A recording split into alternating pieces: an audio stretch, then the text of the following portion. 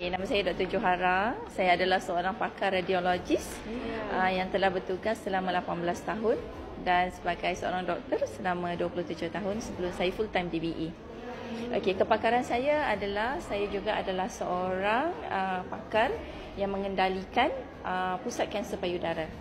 Selama lebih kurang menguruskanlah pusat kanser payudara selama lebih kurang 7 tahun. Jadi saya melihat kepada pola-pola kes-kes kanser payudara yang semakin membimbangkan. Di mana kalau dulu kita lihat kanser payudara umur 50-an ke atas ya, umur muda. 30-an, 20-an, anak sulung, anak pertama. Jadi saya berfikir apakah yang menyebabkan ini terjadi. Kalau kita lihat, kita banyak buat kempen-kempen. Every year kita akan buat kempen breast cancer awareness. Every October kita panggil October Awareness Month kan? October Breast Cancer Awareness Month, right? This has been done for many years. And why with all this campaign? Kita banyak keluarkan wang untuk all this campaign, not like us, like the whole world, doing it. But we see that the incidence of breast cancer is keep increasing and become worse from years to years.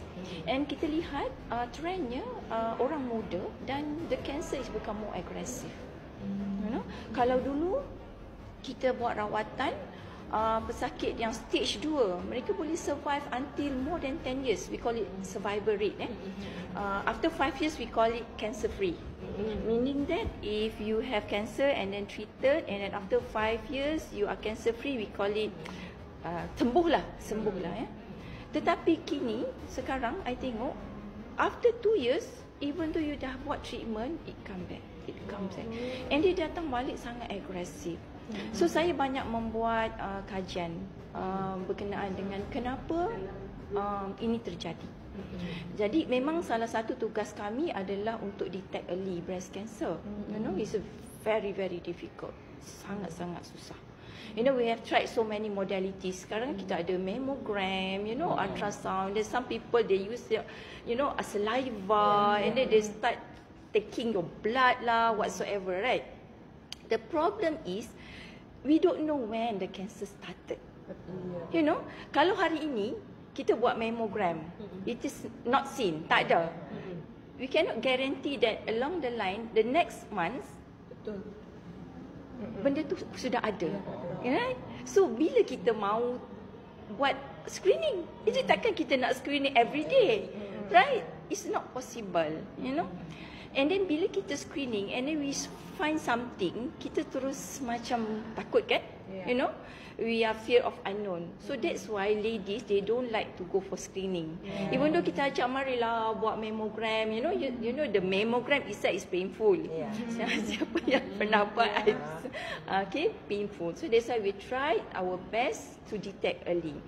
And then later on when we have this Kodenshi, right, I'm thinking, if this Kodenshi, this far infrared, have something to do with our cell, has something to do with our mitochondria, right? Ada tak kajian that specifically to look at Kodenshi or far infrared and breast cancer? And I baca, Masya Allah, I jumpa. I was so amazing, like, tak ada orang baca kah ini? Ada paper? Ada clinical paper. They start notice, they start actually buat research and how this far infrared affect cell replication, and of course dia masih di dalam makmal, tetapi kajian tu menunjukkan bahawa dia lihat different cell cancer, human cell cancer.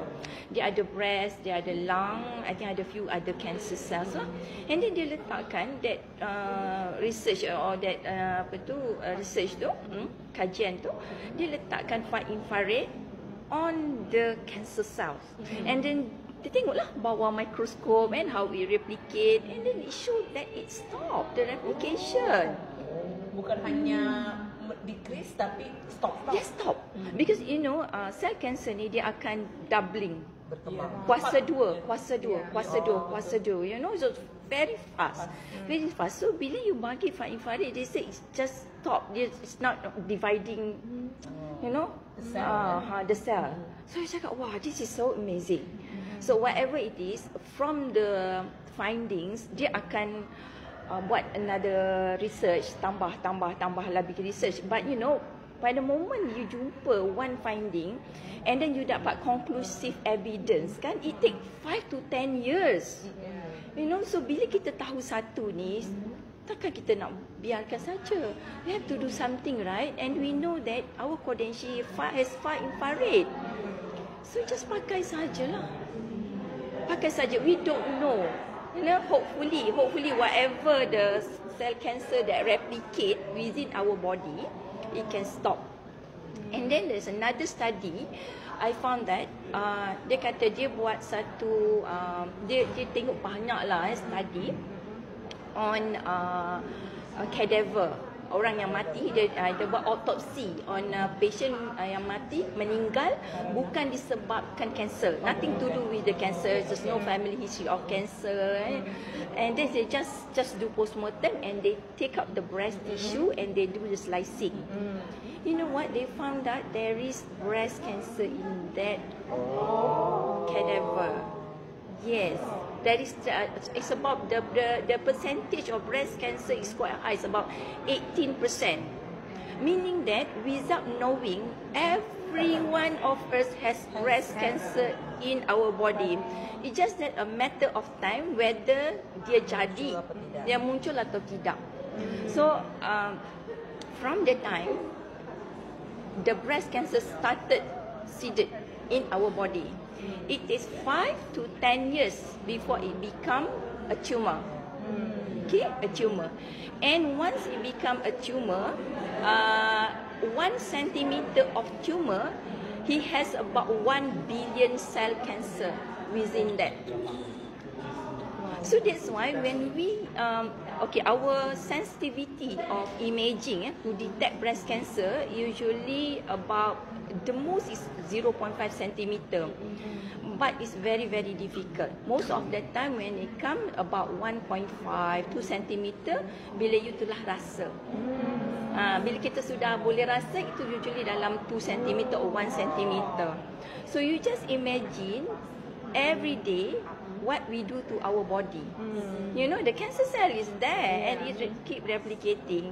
So what you want is every day we kill. Yes.